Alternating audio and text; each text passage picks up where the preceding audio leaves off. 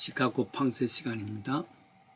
지난 2월달 미국 사람들이 참 국기와 같은 스포츠가 되는 풋볼 다 끝이 났습니다. 미식축구라 그러죠.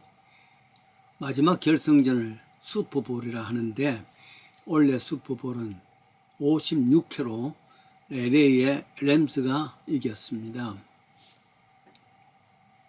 가장 산 자리값이 4,000불, 5,000불 된다니 우리는 상상할 수 없는 금액입니다. 풋볼 게임을 보기 위해서 5,000불을 낸다? 생각도 못하는 것인데도 없어서 못 산다는 거죠.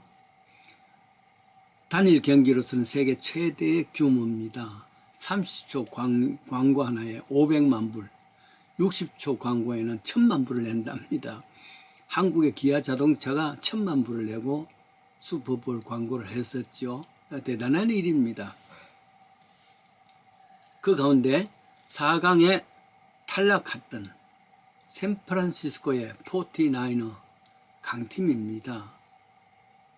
물론 제가 시카고에 사니까 시카고 팀의 베이스를 응원할 수밖에 없고 우승하기를 바랍니다만은 샌프란시스코의 49ers 아련한 향수를 느끼며 연민의 마음을 가질 수밖에 없습니다.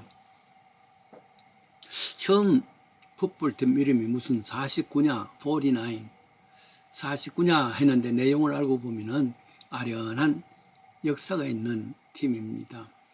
한국도 산업화될 때 시골의 아이들이 이쁜이도 금순이도 단복짐을 샀다네 이런 노래가 있듯이 일체 참 서울로 다들 갔지 않습니까? 비슷한 이야기인지 모르지만은 1840년입니다. 지금부터 150년 전 이야기죠.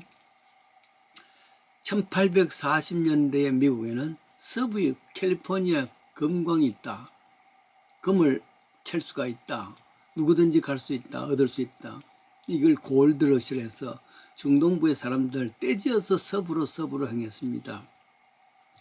그때 1849년도에 최고 피크로서 사람들이 몰려왔다 그랬습니다. 그래서 1849, 그 49를 말할 때 49이라 그러면은 소망을 찾아서 부자가 되는 꿈을 꿈고 떼지어서 서부로 일확천금 대박을 찾기 위해서 가졌지만은 그런 때가 49년이니까 1849년이니까 그 49을 따가지고 팀 이름을 49ers 샌프란시스코가 했단 말이죠. 다들 가서 대박을 했느냐? 그건 아닙니다. 사실은 쪽박이 더 많았죠. 쓸쓸한 실패가 최후로 맞는 사람이 더 많았습니다. 중부에서 간 한 가정이 가서 열심히 찾았지만은 금딱지 하나 찾지를 못합니다. 그러니 아내와 불화가 되어지고 와이프는 이제 이혼해서 멀리 가버리고 딸아이가 아빠와 같이 있었는데 그 딸아이는 바로 앞에 있는 새냇물 냇물에 목욕하다가 떠내려가 죽었습니다. 나이가 많아지고 광부 참 아빠의 그 마음이 얼마나 참 깊이 마음이 상처가 되겠습니까? 이럴 때 지은 노래가 있습니다. 깊은 계곡 광산마을 동굴집 있었네. 늙은 아빠는 49ers, 딸은 클레멘타인. 내 사랑아 나의 사랑 클레멘타인. 너는 영영 가버리고 나만 홀로 남았네. 예전한 노래 나왔습니다. 멜로디가 나왔습니다.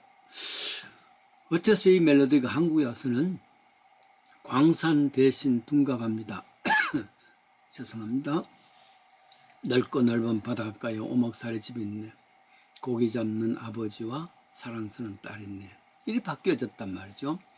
유명한 작곡가 박태준 박사의 친형이 되는 박태원이라는 사람이 있는데 이런 가사로 그가 번역을 했습니다. 박태원 씨는 이 가사 외에도 스와니강, 켄터키집 등 포스터의 그 노래를 많이 번역을 했다 그럽니다. 이런 의미에서 49팀 샌프란시스코의 풋볼팀을 생각하면 항상 광산페어에서 얼마나 많은 좀 실망한 얼굴들 기억하면서 버려진 사람들을 생각하면서 그때 그 아련한 모습이 떠오르면서 베어스 대신에 또 샌프란시스코 49ers 연민하면서 응원할 때가 많았던 겁니다. 성경에서 이런 꿈을 잃고 실패한 사람, 방황한 사람들을 일컬을 때에 광야와 메마른 땅으로 표현합니다. 광야 와일드니스죠. 메마른 땅, 사막이란 말이죠. 그렇게 표현합니다. The desert of the purchased land 혹은 wilderness.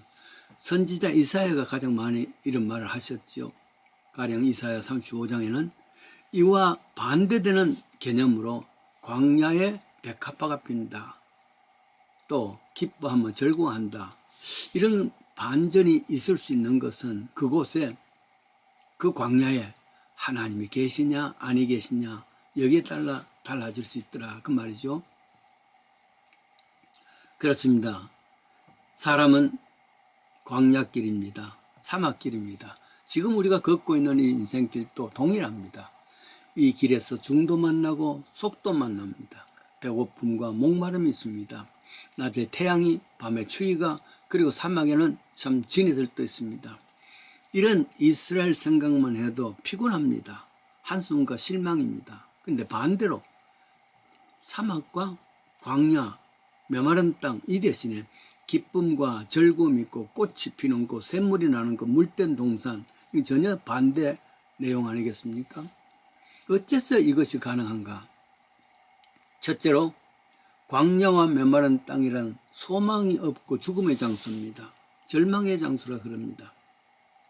그래서 전도서 4장 2절은 그러므로 나는 살아있는 산자보다 죽은 지 오랜 죽은 자를 복되도다 하였으니 이 둘보다도 출생하지 않는 이가 더욱 복이 있다 하였노라.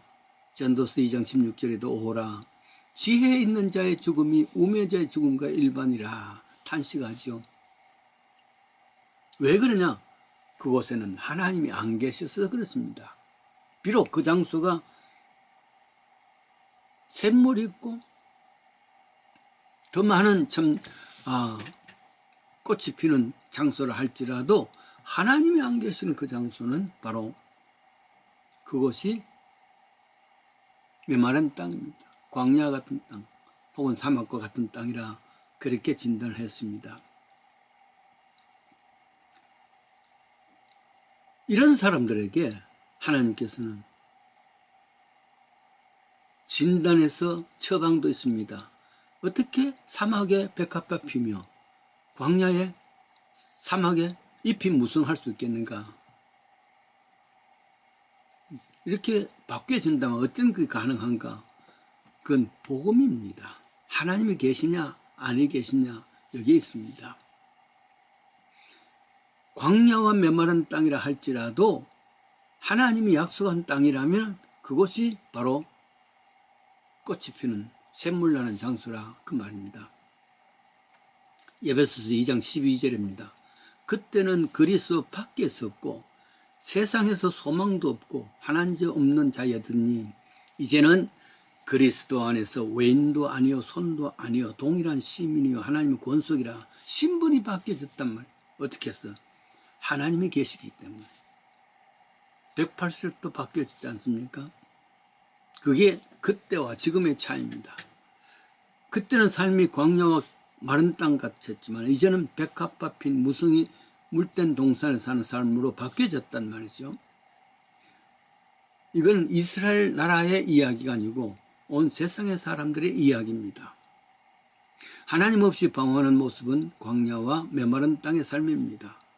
그러나 하나님 함께하는 삶이란 것은 바로 그곳이 샘물이 나는 장소, 물된 동산, 축복의 장소가 될 수 있단 말이죠. 두 번째 광야와 메마른 땅의 삶은 평안이 없고 불안했던 삶이었습니다. 철학자는 불안이 곧 죽음에 이르는 병이라 그랬습니다. 그래서 광야 사람의 특징은 약한 손, 성경에 보니까 떨리는 무릎, 겁을 내고 두려워하는 떨리는 그 모습입니다. 이것이 광야 삶입니다. 불안한 모습이죠. 이에 반해서 그리스도 안에 있는 사람들에게는 반전입니다. 약한 손이 강하게 되고 떨리는 무릎은 굳게 되어지고 겁내는 자는 굳게 하겠다 약속을 해주었지 않습니까? 그래서 저는 찬양집에 그런 찬양이 있습니다. 사막에 샘이 넘쳐 흐리리, 사막에 꽃이 피어 향내나리. 주님이 다스리는 그 나라가 되면은 사막의 꽃동산이 되리라. 그래요. 주님이 다스리는, 하나님이 다스리는 그곳은 광야와 사막길이라 할지라도 그것이 꽃동산이 된다는 약속의 말씀이죠. 전혀 다릅니다. 세 번째 광야 메모라는 것은 신체 부자유자들을 비유를 했습니다. 장애자의 삶과 같다 그랬습니다. 그렇다고 장애자, 신체 부자유자를 비하하는 것은 아닙니다. 영적인 장애자지요. 참진리를 모르는 상태는 소경이고 기무거리고 저는 자고 벙어리입니다. 그런 삶이 광야의 삶이란 말이죠. 그렇다면 아무리 부가 있다 할지라도, 아무리 많은 것이 있다 할지라도 사막이고 광야라 그 말이죠. 말라기 4장 2절에 내 이름을 외운 자는 너희에게 의로운 태양에 떠올라서 치료하는 광선을 바라리니 외양간에서 나온 송아지같이 뛰리라. 모든 것 다 건강한 삶이란 말이죠. 여호와께서 직접 다스리는 상황이란 말이죠. 이사야서 35장 5절입니다. 그때는 소경의 눈이 밝을 것이며 기머거리게 귀가 열릴 것이며 그리고 저는 자는 사슴같이 뛸 것이며 벙어리는 노래하리라. 광야와 사막길에서 있었던 그것은 하나님이 계시나 아니 계시냐에 따르고 그럴 때에 이렇게 달라진단 말이죠. 그때는 하나님 없을 때입니다. 즉 소경이 되어지고 귀머리가 되어지고 전원자가 되는 그런 영적인 부자유자가 되겠죠. 그런데 이제 하나님과 함께 계실 때는 그때 지금 우리에게는 비록 사막 같은 그런 삶 메마른 땅이라 할지라도 시내가 흐르고 샘물이 흐르고 그 삶이 귀하게 된다. 네 번째 마지막입니다. 뜨거운 사막은 메마른 땅에는 목마른 곳에 물이 없는 곳입니다. 생각해 보십시오. 피피한 사막에 그 척박한 메마른 땅 말이죠. 옛날 1930년대입니다.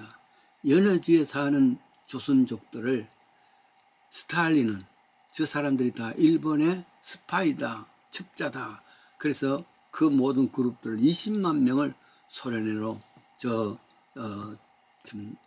억지로 보내죠. 중앙아시아로 말이죠. 저들이 던져진 곳에 얼마나 메마른 땅, 광야 같은 땅이 있겠습니까? 그런데 개척하고 거기서 제일 참 소련 중에서도 그것도 옛날 소비에트 공화 시절이죠. 제일 땅이 좋은 장소로 되어졌다는 그 이야기가 있지 않습니까? 얼마나 어려웠을까.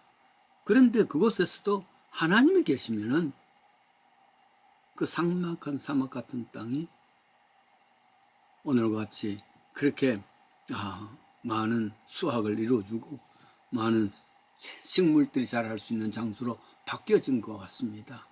여러분 믿음은 광야 같고 메마른 땅, 모래땅 같은 그 흑흑거리는 삶의 그 환경이 하나님은 우리를 바뀌어서 물된 동산같이 그리고 백합 피는 장소와 같이 이거 완전히 반전의 기회를 주시는 하나님이십니다. 이 하나님과 함께 어디에서도 동행한다면 약속하셨죠. 물 가운데서도 함께 하시고 강물 가운데도 함께 하시고 저 불 가운데도 같이 계시겠다. 이사야서 43장 2절의 말씀을 기억하십시다.